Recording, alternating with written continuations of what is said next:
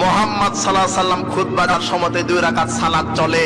তুমি কত বড় মুফতি, তুমি লাল বাতি জ্বালিয়ে রেখেছো, সালাত আদায় করতে দিচ্ছ না, তার মানে তুমি রাসূলের দুশমন। করেছে এটা ঠিক নয়। মসজিদে ঢুকেছেন, আপনি সালাত আদায় করবেন, ঠেকিয়ে রেখেছে লাল বাতি জ্বালিয়ে রেখে।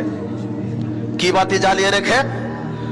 ও সুন্নাতকে ঠেকিয়ে রেখেছে যে এখন সুন্নাত পড়তে পারবা না।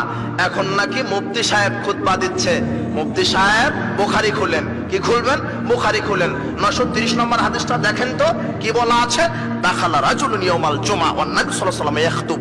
একজন ব্যক্তি জুমার দিনে ঢুকলেন, ঢুকে বসে পড়লেন। মুহাম্মদ সাল্লাল্লাহু আলাইহি ওয়াসাল্লাম খুতবা দিচ্ছেন। বক্তাকে, খতিবকে জুমার দিন খুতবা দিচ্ছেন। লোকটি এসে বসে পড়েছে।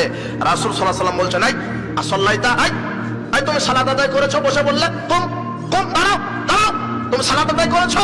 বলছে না করিনি। দাঁড়াও, সল্লি রাকাতাইন, 2 রাকাত সালাত আদায় করো, এরপরে বসো।